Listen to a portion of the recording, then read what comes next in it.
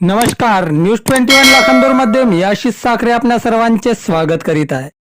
दिव्यांगांच्या हक्कांसाठी तहसील समोर साखळी उपोषण, आंदोलनाला युवक काँग्रेसचा जाहीर पाठिंबा, शासनाच्या निर्णयाविरोधात दिव्यांगांचा एल्गार। दिव्यांगांच्या विविध प्रलंबित मागण्यांसाठी आणि हक्कांसाठी लाखांदूर तहसील कार्यालयासमोर सुरू असलेल्या साखळी उपोषण आंदोलनाला आता राजकीय पाठिंबा मिळू लागला आहे।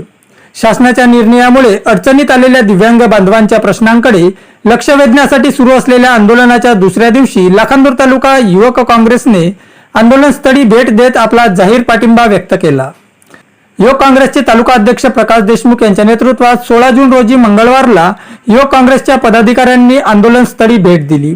यावेळी त्यांनी दिव्यांग बांधवांच्या न्याय मागण्यांसाठी युवक काँग्रेस त्यांच्या पाठीशी असल्याचे स्पष्ट केले। विकास गंगा दिव्यांग तालुकास्तरीय संघटना व विश्वास अपंग जनपरिवार संघटना यांच्या संयुक्त विद्यमाने हे साखळी उपोषण सुरू आहे। आंदोलनादरम्यान युवक काँग्रेसच्या प्रतिनिधींनी आंदोलनकर्त्यांशी संवाद साधून त्यांच्या समस्या जाणून घेतल्या। शासनाच्या 27 मार्च 2026 च्या निर्णयामुळे तात्पुरते दिव्यांग प्रमाणपत्र असलेल्या अनेक दिव्यांगांना विविध शासकीय योजना, मानधन, प्रवास सवलती आणि इतर लाभांपासून वंचित राहावे लागत असल्याची बाब गंभीर असल्याचे त्यांनी नमूद केले।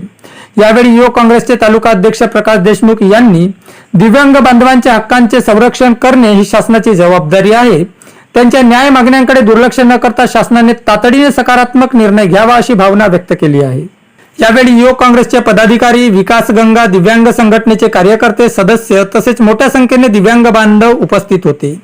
युवक काँग्रेसच्या पाठिंब्यामुळे आंदोलनाला अधिक बळ मिळाल्याची भावना आंदोलनकर्त्यांनी व्यक्त केली।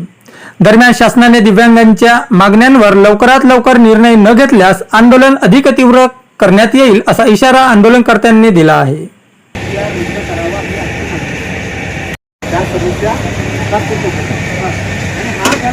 मग